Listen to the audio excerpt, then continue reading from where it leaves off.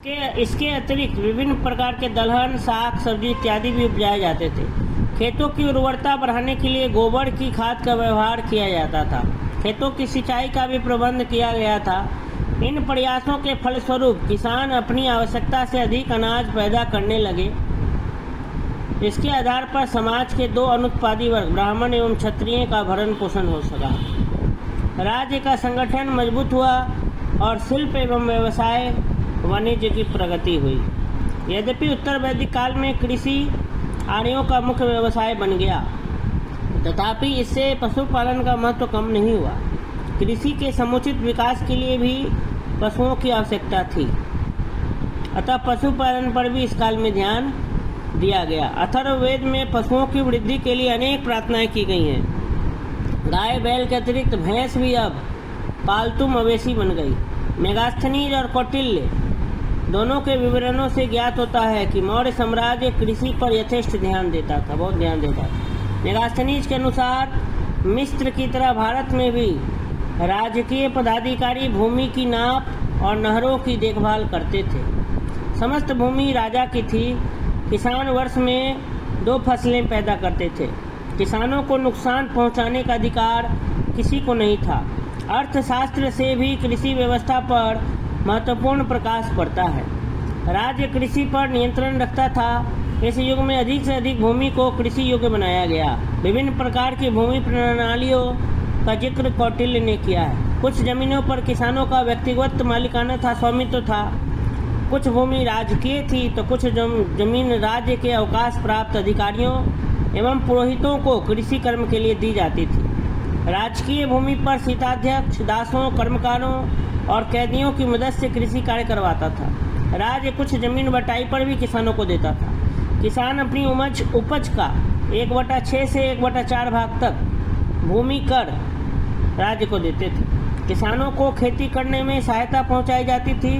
उन्हें हल, बैल और बीज दिए जाते थे, जिसके लिए उन्हें अतिरिक्त कर देना पड़ता था। राज्य सिंचाई की सुविधा भी प्रदान करता था, इरिगेशन फैसिलिटी भी मुहैया कराता था।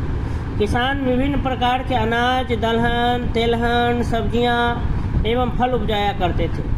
चावल की विभिन्न प्रजातियां गेहूं, जौ, बाजरा, मूंग, आम, केला, गन्ना, तिल, विभिन्न प्रकार के मसाले एवं औषधि युक्त पौधों की खेती बड़े पैमाने पर होती थी। इस समय तक कृषि में लोहे के उपकरणों का प्रयोग बढ़ गया था, अतः कृषि का विस्तार हुआ और अधिशेष उत्पादन भी बढ़ा। कृषि के साथ साथ पशुपालन पर भी ध्यान दिया जाता था। पशुओं के लिए चारागाह की व्यवस्था राज्य की तरफ से की जाती थी। चारागाह के साथ साथ वन भी थे, जंगल भी थे, जिन पर राज्य का अधिकार था। गैर कानूनी ढंग से पेड़ों को काटने वालों के लिए दंड की व्यवस्था भी थी। वनों से, जंगलों से राज्य को बहुत अधिक आमदनी होती थी। वन संपदा के आधार पर अनेक कारखाने स्थापित किए गए थे। इनमें तैयार सामान बेचकर राज्य धन प्राप्त करता था। वन संपदा के कारण बहुत सारे फैक्ट्री एस्टेब्लिश किए गए और उसमें जो प्रोडक्ट्स तैयार होता था उनको बेच करके राज्य क्या करता था, धन प्राप्त करता था। गुप्त काल में कृषि ही आर्थिक व्यवस्था की आधारशिला थी। भूमि पर बढ़ते दबाव के कारण भूमि संबंधी विस्तृत व्यवस्था स्थापित हो गई। जमीन के हस्तांतरण, ट्रांसफर और भूमि अनुदानों के कारण जमीन छोटे छोटे टुकड़ों में बंटने लगी। इस काल में अधिकांश संख्या छोटे छोटे किसानों की थी। यद्यपि कुछ बड़े भूमिपति भी होते थे जो जमीन जोतने के लिए छोटे किसानों को पट्टे पर दे देते थे। सिद्धांततः राजा समस्त भूमि का मालिक होता था, परंतु भूमि संबंधी व्यक्तिगत स्वामित्व भी था। बृहद संहिता में वर्ष में होने वाली 3 फसलों का उल्लेख है। किसान अनाज के अतिरिक्त दलहन, तिलहन, फल, सब्जी, कपास, नील और मसाले भी उपजाते थे। कृषि के साथ साथ पशुपालन भी होता था। वनों की भी हिफाजत की जाती थी, जहाँ से पशु चर्म, कस्तूरी, हाथी दांत, जड़ी बूटियाँ, औषधियाँ इत्यादि प्राप्त होती थी। इस प्रकार से जो है हमने ये देखा कि प्राचीन भारत में किस तरह से कृषि का विकास हुआ, agriculture development in ancient India.